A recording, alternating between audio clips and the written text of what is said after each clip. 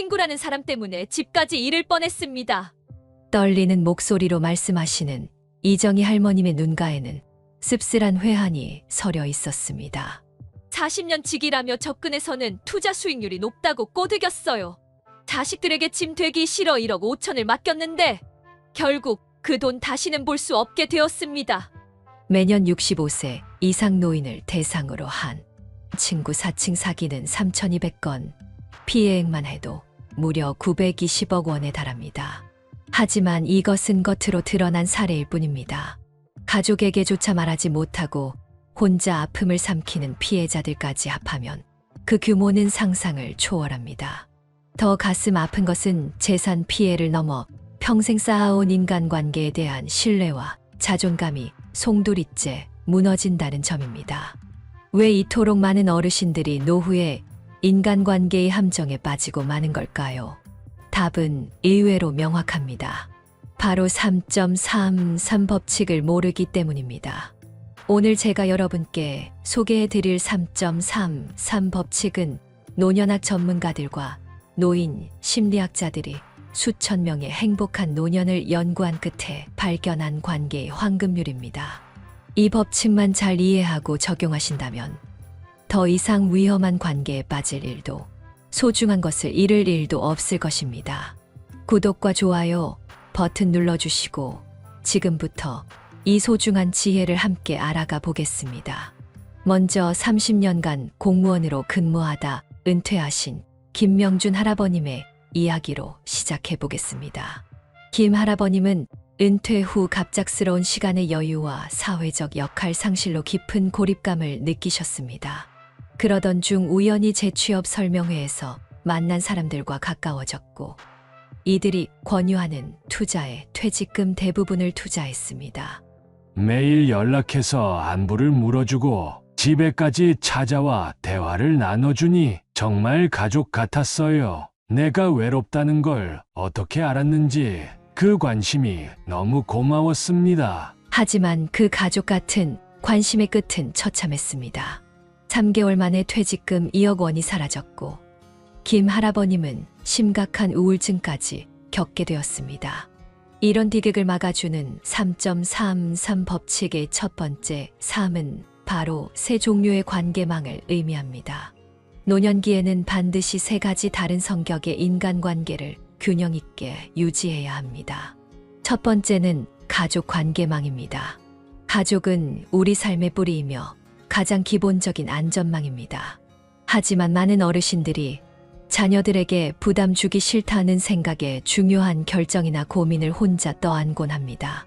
이것이 바로 사기꾼들이 노리는 첫 번째 틈새입니다. 자녀들은 바쁘니까 방해하지 말자라는 생각이 오히려 위험한 고립을 불러옵니다. 실제로 자녀들과 정기적으로 소통하는 어르신들은 외부 위험에 90% 이상 덜 노출됩니다. 서울대 노년학 연구팀의 조사 결과 주 2회 이상 자녀와 의미 있는 대화를 나누는 어르신들은 우울증 발병률도 65% 낮았습니다. 두 번째는 오랜 친구 관계망입니다. 수십 년간 함께한 친구들은 우리 삶의 역사를 공유하는 소중한 존재들입니다. 이들은 새로운 사람들이 제공할 수 없는 진정성과 신뢰를 줍니다. 특히 은퇴 후 정체성의 혼란을 겪을 때 나를 오랫동안 알아온 친구들은 강력한 정서적 지지대가 됩니다.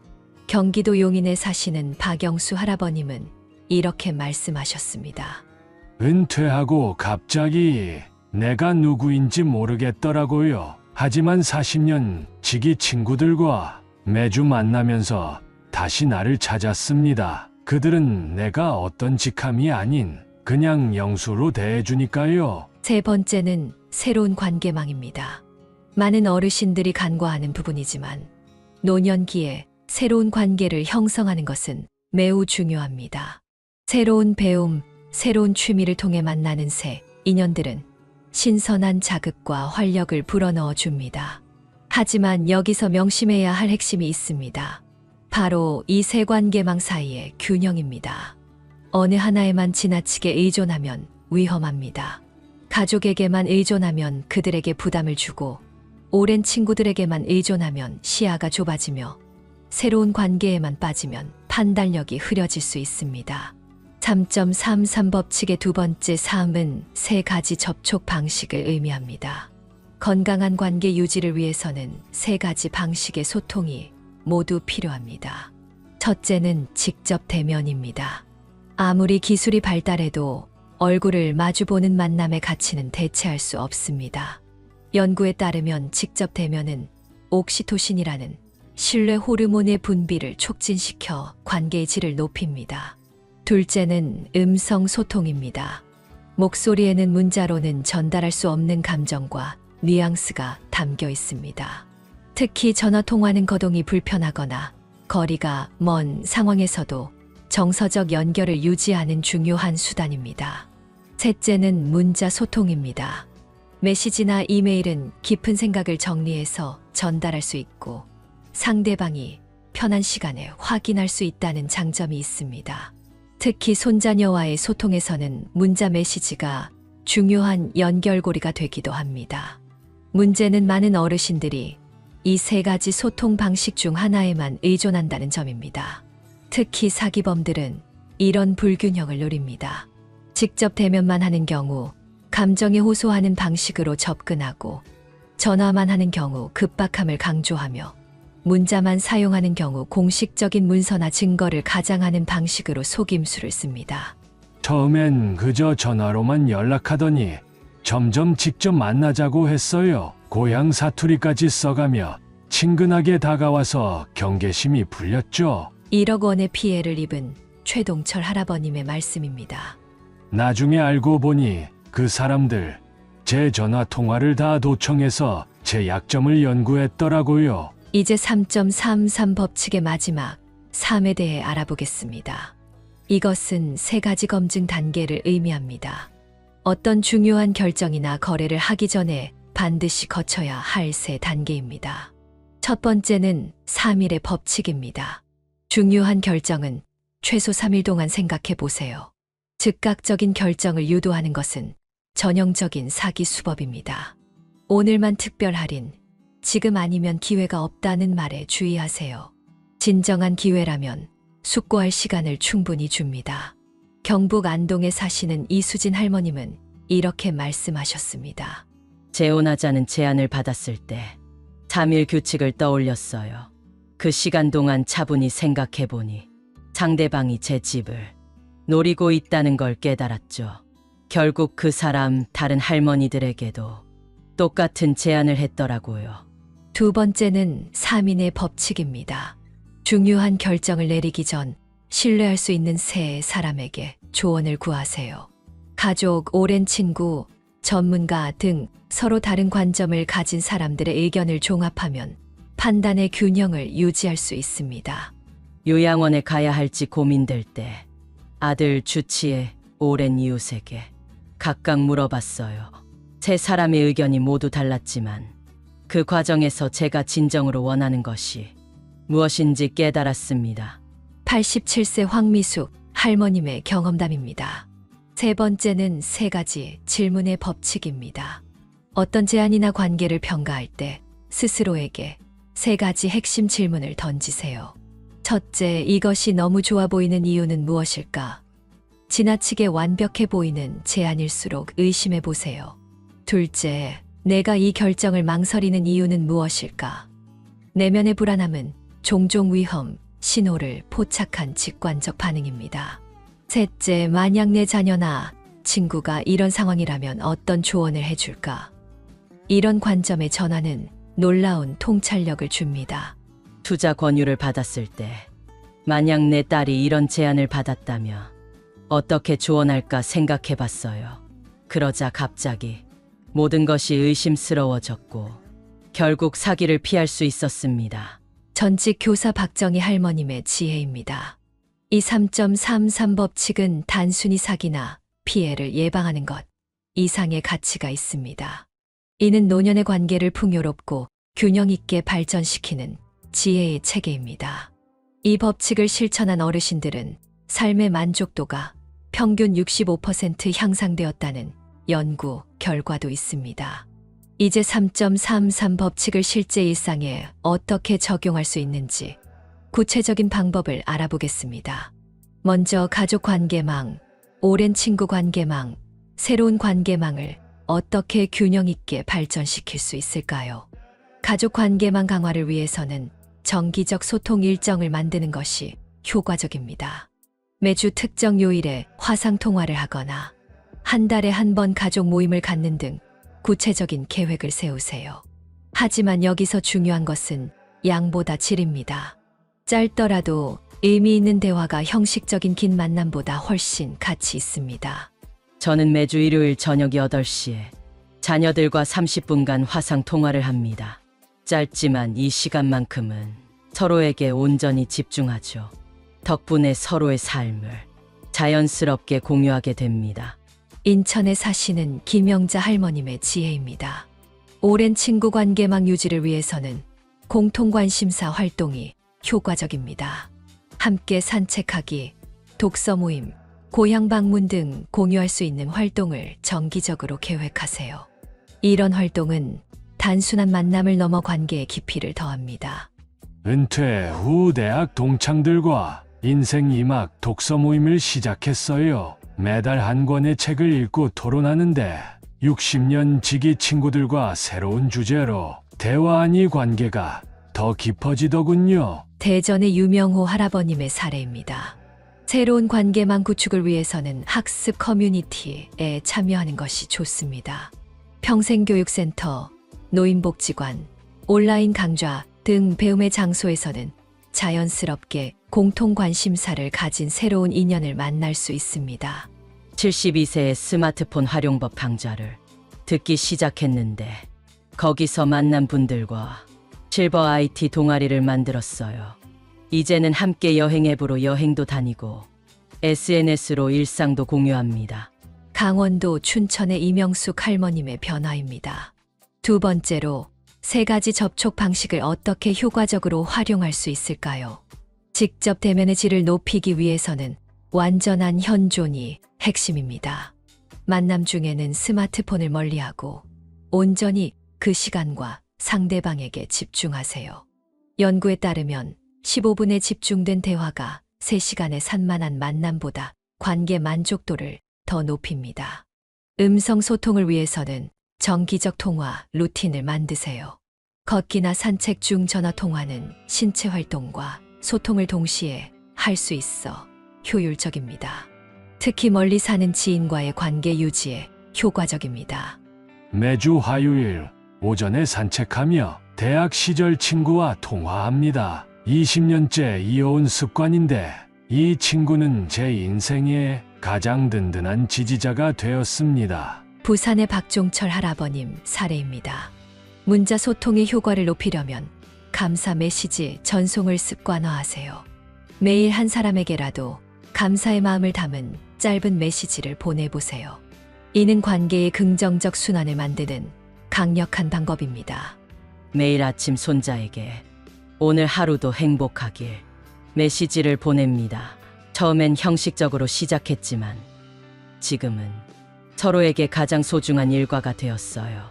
전라남도 광주의 정미경 할머님의 경험입니다.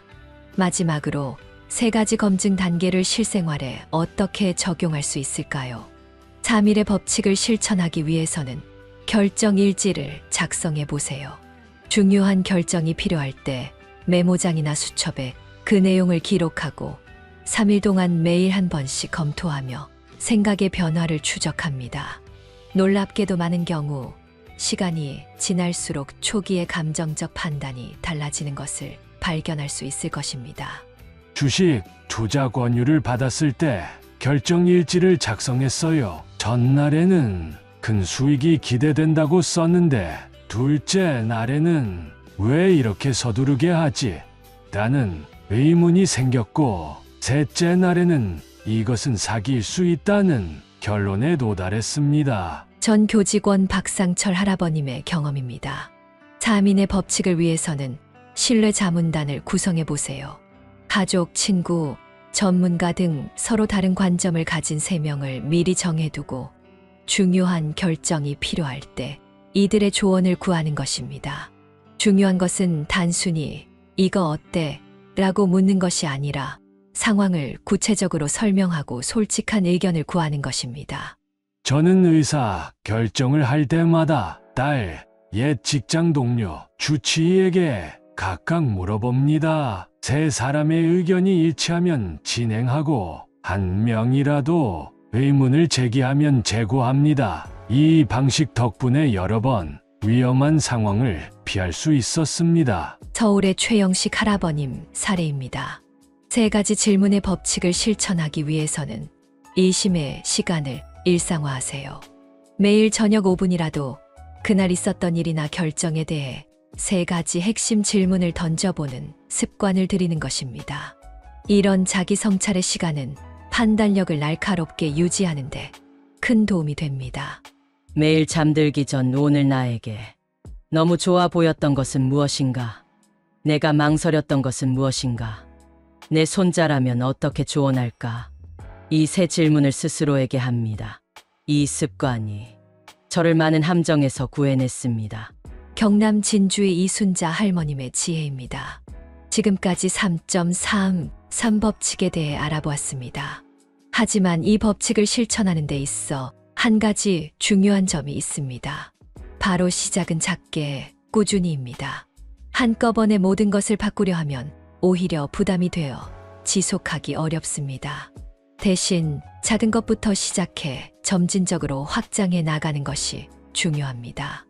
예를 들어 첫 주에는 가족 한 명과 정기적으로 통화하는 습관을 들이고 다음 주에는 오랜 친구와 만남을 계획하고 그 다음 주에는 새로운 배움의 장소를 찾아보는 식으로 단계적으로 실천해 보세요. 처음에는 손녀와 주 1회 영상통화만 시작했어요. 그러다 한 달 후에는 인근 도서관, 독서 모임에 가입했고 3개월 후에는 실버 여행 동호회까지 활동하게 되었습니다. 그렇게 조금씩 시작했더니 어느새 제 삶은 완전히 달라져 있었습니다. 75세 황정숙 할머님의 변화 이야기입니다. 또한 디지털 기술을 적극적으로 활용하는 것도 3.3 법칙 실천에 큰 도움이 됩니다. 화상통화 앱, 메시지 서비스, SNS 등은 거리와 시간의 제약을 넘어 다양한 관계를 유지하는 데 효과적인 도구입니다. 스마트폰이 너무 어려워서 라며 디지털 기기 사용을 망설이는 분들이 많습니다. 하지만 이제는 어르신 전용 디지털 교육 프로그램이 전국 각지에서 운영되고 있습니다. 복지관, 주민센터, 도서관 등에서 제공하는 이런 교육은 대부분 무료이며 같은 연령대 사람들과 함께 배울 수 있어 부담이 적습니다. 처음엔 영상통화 버튼 하나 누르는 것도 어려웠어요. 하지만 노인 전용 스마트폰 교실에 다닌 지 한 달 만에 이제는 손주들과 매일 영상통화는 물론 온라인 쇼핑도 합니다. 새로운 세상이 열린 느낌이에요. 강원도 원주의 김명자 할머님의 도전 이야기입니다. 여기서 또 하나 중요한 점은 새로운 관계 형성에 있어 경계심을 유지하되 과도한 불신으로 모든 새로운 인연을 차단하지 않는 것입니다. 건강한 의심과 완전한 고립 사이에는 큰 차이가 있습니다. 어떻게 하면 새로운 관계에서 위험 신호를 포착할 수 있을까요? 다음 5가지 경고 신호에 주의하세요. 첫째, 지나치게 빠른 친밀감 형성을 요구합니다. 진정한 관계는 시간을 두고 자연스럽게 발전합니다. 불필요하게 서두르는 사람은 의심해 볼 필요가 있습니다. 둘째, 개인 정보나 재정 상황에 대해 너무 많은 질문을 합니다. 초기 단계에서 금융 상황이나 자산에 대한 질문은 적절하지 않습니다. 셋째, 도움을 주겠다는 제안이 지나치게 관대합니다. 특별히 당신만을 위한 기회라는 말은 대부분 사기의 전조입니다. 넷째, 비밀 유지를 강조합니다. 다른 사람에게는 말하지 마세요 라는 요청은 의심해 볼 필요가 있습니다. 다섯째, 결정을 서두르게 합니다. 시간 제한을 두고 압박하는 것은 충분한 검토를 방해하려는 의도일 수 있습니다. 한 남자가 노래교실에서 저에게 접근했어요. 처음 만난 날 형님과 닮으셨다며 친근하게 대하더니 두 번째 만남에서는 벌써 재테크 이야기를 꺼냈죠. 3.33 법칙 덕분에 그의 접근 속도가 이상하다는 것을 알아챘습니다. 수원의 오영희 할머님의 경험입니다. 반면 건강한 새로운 관계는 어떤 특징이 있을까요? 첫째, 관계 발전 속도가 자연스럽습니다. 서로에 대해 알아가는 과정이 점진적으로 이루어집니다. 둘째, 경제적 이익과 무관합니다. 관계 초기에 금전적 거래나 투자 권유가 없습니다. 셋째, 상호 존중이 있습니다. 개인의 경계를 존중하고 의사 결정을 압박하지 않습니다. 넷째, 다른 관계를 방해하지 않습니다. 오히려 기존의 가족, 친구 관계를 지지합니다. 다섯째, 공통의 관심사나 가치를 중심으로 형성됩니다. 취미, 배움, 봉사 등 건설적인 활동이 관계의 기반이 됩니다. 퇴직 후 시작한 목공 동호회에서 많은 새 친구를 사귀었습니다. 처음엔 그저 나무를 다루는 법을 배우는 것이 목적이었는데 어느새 서로의 인생 이야기를 나누는 깊은 우정으로 발전했습니다. 이런 자연스러운 관계야말로 노년의 보물입니다. 대구의 박정호 할아버님의 소중한 경험입니다. 3.33 법칙은 단순한 사기 예방법이 아닙니다. 이는 노년의 삶을 풍요롭고 안전하게 만드는 종합적인 관계 설계도입니다. 3가지 관계망의 균형, 3가지 소통 방식의 조화, 3가지 검증 단계의 실천을 통해 우리는 더 건강하고 행복한 노년을 맞이할 수 있습니다. 지금까지 많은 이야기를 나누었지만 어쩌면 여러분 중에는 모든 게 이해는 되지만 나이 들어 새로운 관계를 만들고 유지하는 것이 너무 어렵다고 느끼시는 분들도 계실 것입니다. 충분히 이해합니다. 그래서 이제 나이가 들수록 더 중요해지는 관계 형성의 기술에 대해 알아보겠습니다. 첫째, 경청의 기술입니다. 인간관계에서 가장 강력한 도구는 말하기가 아니라 듣기입니다. 특히 노년기에는 자신의 이야기를 다 하고 싶은 욕구가 커지지만 오히려 상대방의 이야기에 진심으로 귀 기울이는 사람이 인기 있는 대화 상대가 됩니다. 제가 평생 동안 깨달은 것은 사람들은 자신의 이야기를 들어주는 사람을 찾는다는 것입니다. 저는 이제 80% 듣고 20% 말하는 비율을 지키려고 노력해요. 그랬더니 주변 사람들이 더 자주 연락해 오더군요. 부산의 이상호 할아버님의 지혜입니다. 경청의 핵심은 단순히 말을 듣는 것이 아니라 적극적 경청입니다. 눈을 맞추고 고개를 끄덕이며 중간중간 짧은 질문을 통해 관심을 표현하는 것이 중요합니다. 그래서 어떻게 됐어요? 그때 기분이 어땠어요? 같은 간단한 질문이 대화를 풍요롭게 만듭니다. 둘째, 감사 표현의 기술입니다. 감사는 관계를 강화하는 가장 강력한 접착제입니다. 작은 것에도 진심으로 감사를 표현하는 습관은 관계의 질을 크게 향상시킵니다. 매일 아침 일어나면 감사일기를 씁니다. 그리고 그날 만나는 사람들에게 구체적인 감사를 표현해요. 어제 전화해줘서 고마워. 이 모임에 초대해줘서 감사해. 같은 간단한 말들이 놀라운 변화를 가져왔습니다. 제주도의 문영수 할머님의 경험입니다. 셋째, 호기심과 배움의 자세입니다. 새로운 주제, 새로운 활동에 대한 열린 마음은 노년기 인간관계를 풍요롭게 만듭니다. 배움에는 나이 제한이 없습니다. 78세의 유튜브 채널을 시작했어요. 손주가 알려준 대로 요리 영상을 올리기 시작했는데 이제는 전국의 요리 동호인들과 소통하고 있습니다. 새로운 세계가 열렸어요. 광주의 김순자 할머님의 놀라운 도전입니다. 넷째, 유머 감각입니다. 웃음은 모든 세대를 아우르는 공통 언어입니다. 자신을 너무 심각하게 여기지 않고 삶의 작은 기쁨을 발견하고 공유하는 능력은 노년의 관계를 생기 있게 만듭니다. 제 비결은 간단해요. 매일 아침 거울을 보며 자신에게 웃어주는 거예요. 그리고 하루에 한 번은 반드시 크게 웃을 일을 찾아요. 웃음이 있는 곳에 사람이 모입니다. 대전의 박철수 할아버님의 유쾌한 조언입니다. 다섯째, 도움 요청의 기술입니다. 많은 어르신들이 폐를 끼치기 싫다는 생각에 도움을 요청하지 않지만 심리학 연구에 따르면 적절한 도움 요청은 오히려 관계를 강화합니다. 이를 벤저민 프랭클린 효과라고도 부릅니다.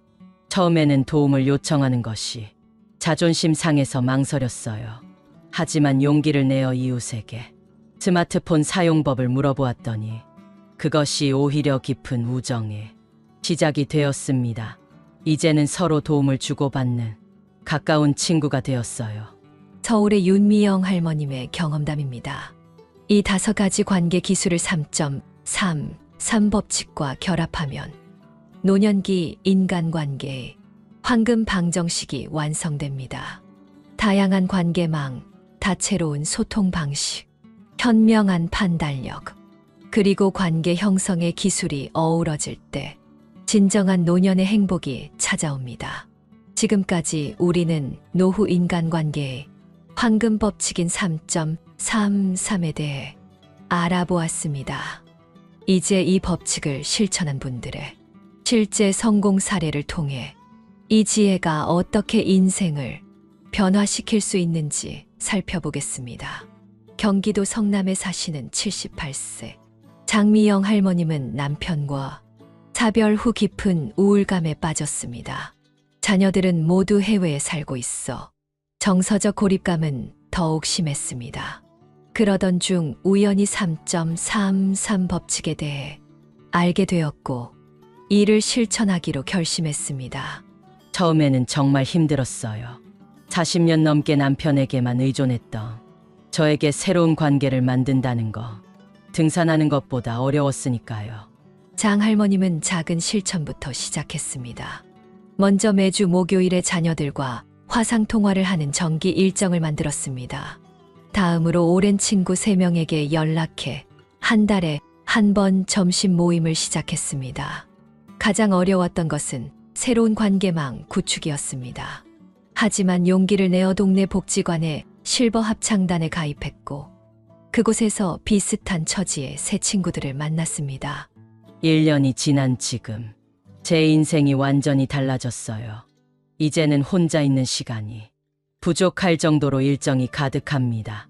무엇보다 큰 변화는 사기꾼으로부터 제 재산을 지킬 수 있었다는 점이에요.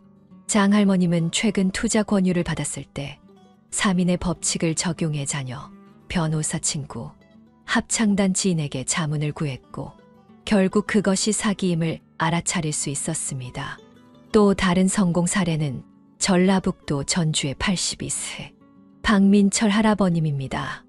은퇴 후 취미로 시작한 태극권이 평생의 열정이 되었고 지금은 노인 태극권 강사로 활동하고 있습니다. 3.33 법칙을 알기 전에는 새로운 사람들을 만날 때마다 경계심이 너무 컸어요. 그러다 보니 모든 인연을 차단하게 되었죠. 하지만 3가지 관계망의 균형을 이해하고 나서는 오히려 새로운 만남에 더 열린 마음을 갖게 되었습니다. 박 할아버님은 특히 3가지 접촉 방식의 균형을 중요하게 생각합니다. 태극권을 가르치며 직접 대면하는 시간, 전화로 안부를 묻는 시간, 문자로 격려하는 시간을 모두 소중히 여깁니다. 이 3가지 소통이 균형을 이룰 때 관계가 더욱 깊어지더군요. 스스로 3.33 법칙의 전도사가 되었다는 서울의 76세 김명순 할머님은 더 많은 어르신들이 이 지혜를 알기를 바랍니다. 제 주변에서만 5분이 이 법칙 덕분에 사기를 피했어요. 하지만 더 중요한 것은 사기 예방을 넘어 삶의 질이 향상된다는 점입니다. 균형 잡힌 관계는 건강에도 직접적인 영향을 줍니다. 실제로 저는 3.33 법칙을 실천한 이후 혈압약 용량이 줄었어요. 김 할머님의 말처럼 연구 결과에 따르면 균형 잡힌 사회적 관계를 유지하는 노인들은 그렇지 않은 노인들보다 심혈관 질환 위험이 35% 낮고 인지, 기능 저하 속도도 48% 느립니다. 또한 면역 체계가 더 강하고 스트레스 호르몬 수치도 낮게 유지됩니다. 이런 놀라운 효과는 왜 나타날까요? 심리학자들은 다양한 관계망이 노년기에 흔히 경험하는 역할 상실을 보완해 주기 때문이라고 설명합니다. 은퇴로 직업적 정체성을 잃거나 자녀의 독립으로 부모 역할이 축소되어도 다른 관계에서 의미 있는 역할을 수행하며 자존감과 삶의 목적을 유지할 수 있다는 것입니다. 여러분도 오늘부터 3.3 법칙을 실천해 보세요. 작은 변화가 모여 큰 행복을 만듭니다. 함께 건강하고 풍요로운 노년을 만들어 갑시다. 오늘 함께 알아본 노후 인간관계의 황금 법칙 3.33은 여러분의 행복한 노년을 위한 길잡이가 되어드리고 싶었습니다. 이 내용이 도움이 되셨다면 구독과 좋아요 버튼을 눌러주세요. 구독해주시면 매주 업데이트되는 노년의 행복, 건강, 재테크 등 다양한 주제의 인생 지혜를 가장 먼저 만나보실 수 있습니다. 댓글로 여러분의 소중한 경험과 의견도 나눠주세요. 여러분의 이야기가 다른 분들에게 큰 도움이 됩니다. 지금까지 노후지의 수업 채널이었습니다. 여러분의 행복한 노년을 항상 응원합니다. 감사합니다.